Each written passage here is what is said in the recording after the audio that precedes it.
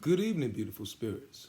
To some of you, good morning in the UK, different parts of Europe, all over the world, Africa, wherever you at, worldwide. Welcome to Pure Pugilism, aka Boxing Logic. My name is Myron Magnus, of course. How y'all doing this evening, man? Miss y'all. I hope y'all like my little silver gloves match I posted of my man Lord Eric Spencer, my partner's son. He gonna be doing big things. I know y'all see the foot shuffle and all that and the wonderful head movement. My whole little youngins like that. Watch that video if you haven't.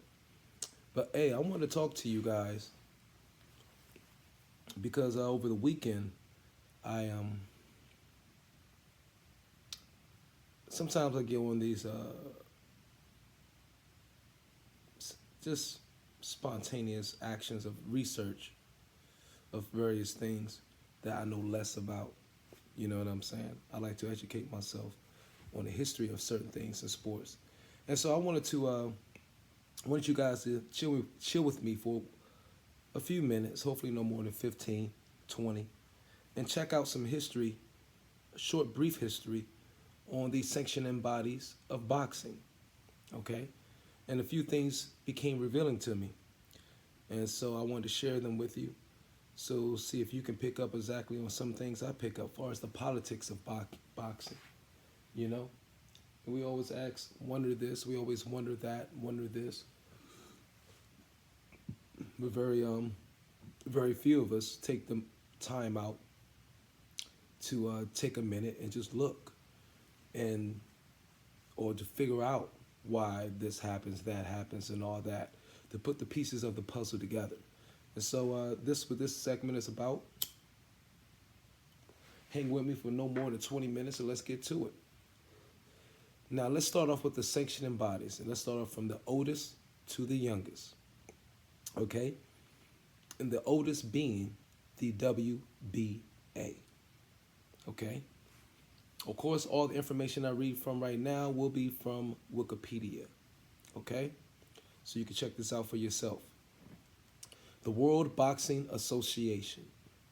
The World Boxing Association, WBA, was founded in 1921 as the National Boxing Association. First, the WBA was first the NBA.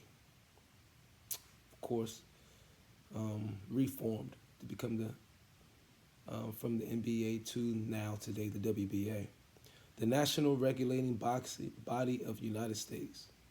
Okay, start over again. The World Boxing Association (WBA) was founded in 1921 as the NBA, a national regulating body of the United States, on August 23rd, 1962. The NBA became the WBA, which today has its head office in Panama. According to the WBA championship rules, when a champion also holds a title of one of the other three major sanctioning bodies in an equivalent weight division, that boxer is granted a special recognition of unified champion. So the WBAs were started the unified champion. Okay, was where the unified champion began. But you can only be unified if you have one of the WBAs. So that's kind of interesting. Okay. Okay. And is given more time between mandatory title defenses. Okay. Let's start over again. According to WBA championship rules, when a champion also holds a title of one of the other three major sanctioning bodies in an equivalent weight division, that boxer is granted a special recognition of unified champion and is given more time between mandatory title defenses. So if you hold the WBA championship, WBA title, you have more time between having to face a mandatory defense. The WBA Championships Committee and President may also designate a champion as a super champion or undisputed champion. Let me repeat. The WBA Championships Committee and President may also designate a champion as a super champion or undisputed champion. In exceptional circumstances, the standard WBA title is then vacated and contested between WBA ranked contenders. Okay? In exceptional circumstances, the standard WBA title is then vacated and contested between WBA ranked contenders. When a WBA regular champion makes between 5 and 10 successful defenses, he may be granted the WBA super title upon discretion of a vote or WBA board of governors or the WBA's board of governors. Okay? Wow. When a WBA regular champion makes between 5 and 10 successful defenses, he may be granted the WBA super title upon discretion of a vote or the WBA's board of governors. Interesting. I also found out another thing interesting about the WBA, and let me let you guys know that.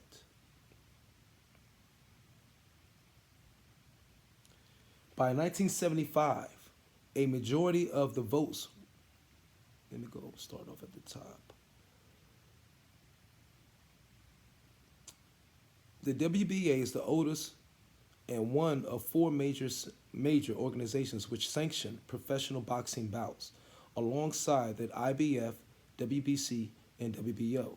The WBA awards its world championship title at the professional level, founded in the United States by 1921. Founded in the United States in 1921 by 13 state representatives as the NBA. And in 1962, it changed its name in recognition of boxing's growing popularity worldwide and began to gain other nations as members, other countries. By 1975, check this out, by 1975, a majority of votes were held by Latin American nations, and the organization headquarters were moved to Panama. After being located during the 1990s and early 2000s in Venezuela, the organization offices returned to Panama in 2007. It is the oldest of the four major organizations recognized by the International Boxing Hall of Fame, which sanction world championship boxing bouts alongside the WBO, WC, blase. So that is the WBA. Okay? The majority of its members is from Latin American countries. Okay? Okay. Now, let's go to the WBC. The WBC, the World Boxing Council, WBC, was founded in Mexico City. Okay? Mexico City. So Latin Americans dominate the WBA, and Latin Americans pretty much dominate the WBC, since this was founded in Mexico. So the World Boxing Council was founded in Mexico City, Mexico on February 14th, 1963, in order to establish an international regulating body. The WBC established many of today's safety measures in boxing, such as the standing 8 count. I didn't know that. A limit of 12 rounds instead of 15 rounds. I didn't know that. And additional weight divisions. Okay? So the WBC came and changed the whole landscape of boxing. So they must have, Mexico City had money behind them. Mexico City brought the numbers behind them. Or the World Boxing Council. Wow. So the WBC established many of today's safety measures in boxing, such as the standing 8 count, a limit of 12 rounds instead of 15, and additional weight classes. More information about the WBC's titles, including Silver, Diamond, Emeritus, Honorary, and Supreme Champion, can be read at the WBC article. Okay, didn't know that. So we know now the WBC was responsible for bringing in the standing 8 count, um, 12, the maximum of 12 rounds, or the reduction from 15 to the maximum of 12 rounds for a boxing match, okay, and added additional weight divisions, most likely maybe the lighter ones. Okay, interesting. We didn't know that.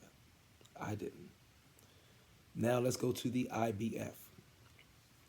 The International Boxing Federation, IBF, originated in September 1976 as the United States Boxing Association, USBA, when American members, when, keynote, when American members of the WBA withdrew in order to legitimize boxing in the United States with unbiased ratings. Okay? Let me repeat that. The International Boxing Federation, IBF, originated in September 1976 as the United States Boxing Association, USBA, um, when American members, they originated when American members of the WBA withdrew in order to legitimize boxing in the United States with unbiased ratings in unbiased ratings. I mean, period. In April 1983, the organization established an international division that was known as the United States Boxing Association International, USBA.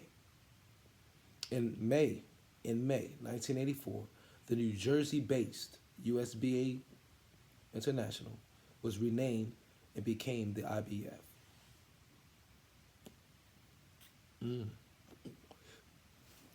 So the IBF came into play when United States members withdrew from the WBA to form and legitimize boxing in the United States, okay, to avoid unbiased ratings. Interesting.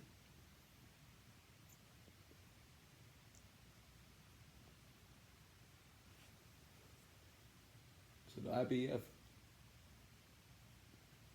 was here to give balance to the boxing world, in other words, for United States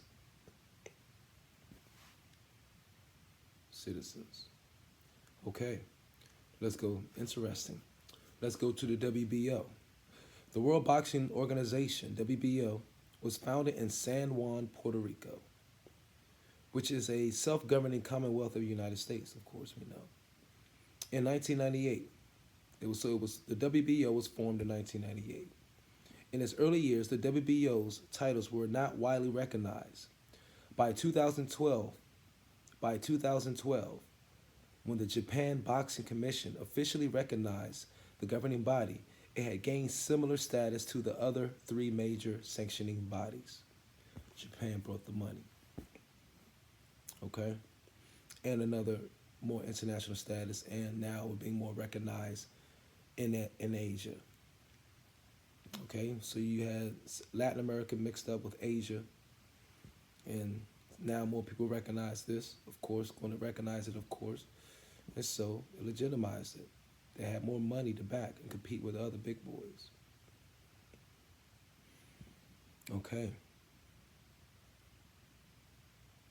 Okay. So by 2012, when the Japan Boxing Commission officially recognized the governing body, it gained similar status to the other 3 major sanctioning bodies. Its motto is dignity, democracy, honesty. When a WBO champion has reached preeminent status, the WBO's executive committee may designate him as a super champion. However, this is only an honorary title and not the same as the WBA's policy of having separate super and regular champions. Let me read that again. However, this is only an honorary title, okay, and not the same as the WBA's policy of having separate super and regular champions. Super champion. Okay, that's like a contradiction. But a WBO super champion cannot win or lose that recognition in the ring. It's merely awarded by the WBO. Okay. That's like a slap in the face to the regular champion, though. Okay, WBO. Okay. All right. Now, let's get to the Ring magazine. Since they're now passing that around again. Ring magazine. The Ring. Huh. Here's where it gets a little interesting. Or a little more interesting. The boxing magazine, The Ring, maintained its own version of the lineal championship. The boxing magazine, The Ring, maintains its own version of the lineal championship. The original title sequence began from the magazine's first publication in the 1920s until its titles were placed on hiatus in 1989. Continuing as late as 1992 in some divisions. Excuse me. When the Ring started awarding titles again in 2001, it did not calculate retrospective lineages to fill in the gap years, instead nominating a new champion. Cyberboxing Zone, a website dedicated to tracking lineal champions, commented in 2004 that the Ring has forfeited its credibility by pulling names out of its ass to name fighters as champions. In 2007, interesting note here, in 2007, the Ring was acquired by the owners of the fight promoter Golden Boy Promotions. Let me repeat. In 2007, the Ring was acquired by the owners of fight promoter Golden Boy Promotions, which has publicized the Ring's World Championships when they are at stake in fights it promotes. Which has publicized the Ring World Championships when they are at stake in fights it promotes, such as Joe Kawasaki, Ren Jones. Shut up. In 2012, to reduce the number of vacant titles, the Ring allows fights between a number 1 or number 2 contender, or alternately, a number 3, 4, or 5 contender to fill a vacant title. This has prompted further doubts about its credibility. Some boxing journalists have been extremely critical of the new championship policy and state that if this new policy is followed, the Ring title will lose the credibility it once held.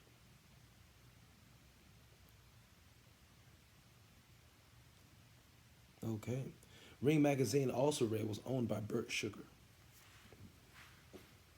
Yep. And then was bought by a London owned by a London publication for about 10 years, and then owned by Kappa, and then Golden Boy bought it from Kappa in 2007.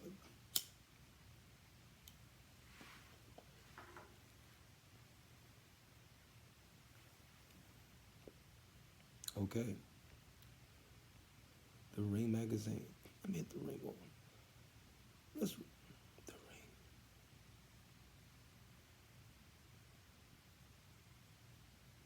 Ring. Let's do some history on the Ring, real quick.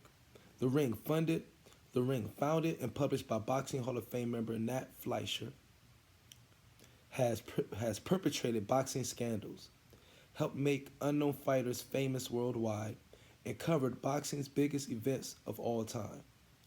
Dan Daniel was a co-founder and prolific contributor to the Ring through most of its history.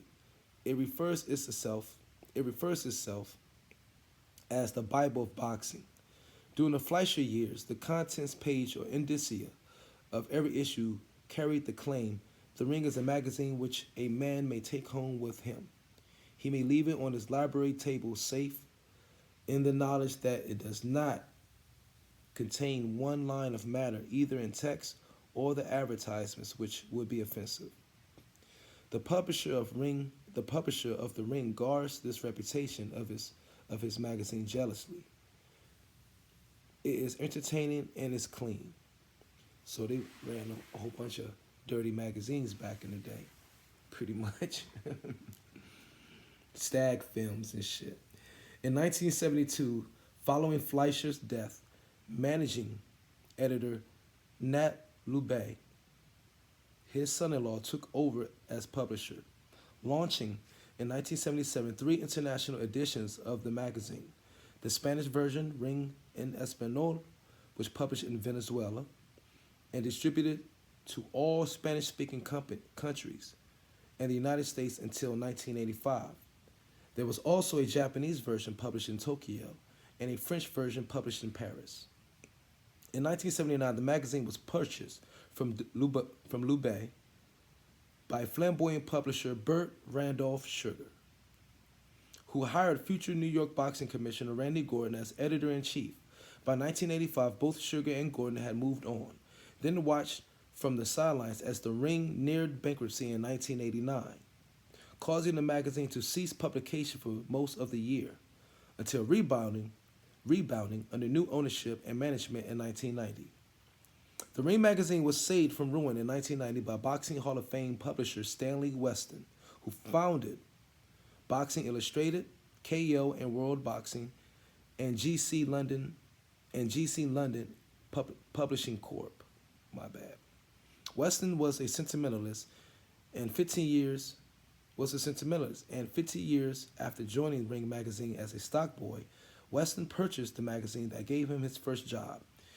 He not only resurrected the magazine from its imminent collapse, he reestablished the publication as the definitive source for boxing news. An outstanding boxing artist, Weston painted 57 covers for Ring, with his first cover, a painting of Billy Conn, for the December 1939 issue. Weston also a photographer who, according to his own estimate, shot over 100,000 boxing photos, the majority of which are housed in the archives of Ring magazine. So it's probably worth some money. Some of the boxes featured on the magazine covers have included Tommy Ryan, Salvador Sanchez, Jack Dempsey, Max Schmeling, Joe Louis, Sugar Ray Robinson, Jack LaMotta, Rocky Marciano, Willie Pep, Muhammad Ali, Alex Arguello, Wilfred Benitez, Wilfredo Gomez, Roberto Duran, Larry Holmes, Marvin Hagler, Sugar Ray Leonard, Bud Taylor, Mike Tyson, Evander Holyfield, Floyd Mayweather Jr., Thomas Hearns, Roy Jones Jr., Bernard Hopkins, Julio Cesar Chavez, Felix Trinidad, Manny Pacquiao, Oscar De La Hoya, Mauro Mina, and Ricardo Mayorga. In 1997, boxer Kathy Cat Davis became the first and only female boxer ever to be on a cover of the Ring. 1970, thank God, holding the distinction of being the only woman featured on the cover of Ring magazine until January 2016, when Ronda Rousey joined her and also became the first mixed martial artist fighter featured on Ring's cover. Okay. You lost some credibility right then and there. The Ring had used cover artwork created by famous artists such as Leroy Neiman and Richard T. Sloan. The Ring was formerly published by London Publications and Kappa Publishing Group, which also published sister magazines KO Magazine and World Boxing, which were former competitors of the Ring but ceased operations while under Kappa's ownership. Kappa Publishing Group. We need to figure out who owned the Kappa Publishing Group, bought the other magazines, and then did them in. The Ring magazine was formerly led by International Boxing Hall of Famer Nigel Collins. Sports Entertainment Publications LLC. Sports, keynote, sports and entertainment publications. Sports and Entertainment Publications LLC owns The Ring, which is acquired from Kappa Publishing Group in 2006. Sports and Entertainment Publications LLC is owned by a group of private investors led by Oscar De La Hoya. As official by some in the U.S. media, okay, the magazine's, okay, hold up. Also acquired by KO Magazine and World Boxing. Okay. Sports and Entertainment Publications, LLC, is owned by the private investors led by Oscar De La Hoya. The magazine's rankings are recognized as official. The magazine's rankings are recognized as official by some in the U.S. media, particularly ESPN. Politics here and now. Just want to put that note.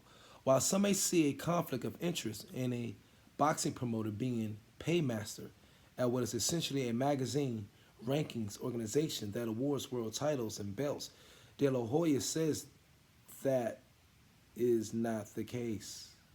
De La Hoya says that is not the case.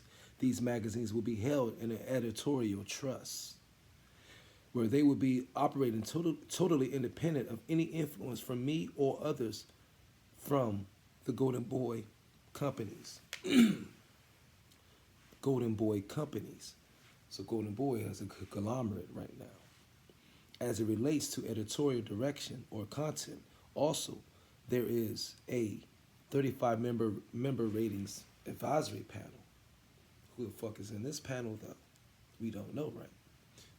There is a 35 member ratings advisory panel. A 35 member ratings advisory panel. Advisory panel. That means it's a checks and balance panel. It's an advisory panel. Like I advise everybody to say, fuck what everybody thinks. We're going to do what the fuck we're going to do to get this money. Which include many of the media that cover boxing, who would prevent Golden Boy Promotions from using the magazine for self-gain. The Ring was headquartered in Blue Bell, Pennsylvania, until 2011, when it was relocated to Los Angeles, close near Golden Boy. Wow. The magazine had a sister publication named The Ring Wrestling, which came about due to professional wrestling writer Bob Leonard contacting the magazine expressing that it was too focused on boxing and not giving wrestling enough coverage. Nat Lubay served as the editor of the wrestling magazine as well. Okay, so now we have a closer look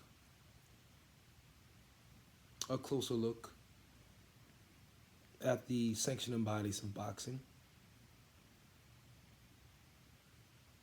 We can look at things with a little bit more clarity or understanding why things do what they do, or how they go, or why they go the way they go in boxing. In some cases, I guess, or maybe no case. But thank you guys for this moment, okay, of research, a brief history of the world of boxing, or a brief history and current understanding of the state of the world of boxing from then to now. And I'd like to thank you all for this, man. We all need to educate ourselves on things and read. That's basically what this joint is about. In boxing, I'm going to end this on a 30-minute note. I see got 29, 40, 20 seconds. In boxing, we too often trust and believe what someone else has to say. Okay? Instead of doing the necessary research ourselves and trusting our own ability to believe or see or trust, should I say, having the own ability to trust that what we see, okay, to understand what we're looking at, what we're observing, and put it in proper context and perspective with all the different variations, politics, money that has to do with it. You know what I'm saying? We got to learn how to think for ourselves again, brothers and sisters. And the only way you could do that is by research, by doing your own research, I should say. You know what I'm saying? And that's what this is about. It took 30 minutes. I appreciate your time, brothers and sisters. This is Myron Magnus, a segment of Pure Pugilism, Boxing Logic. One love.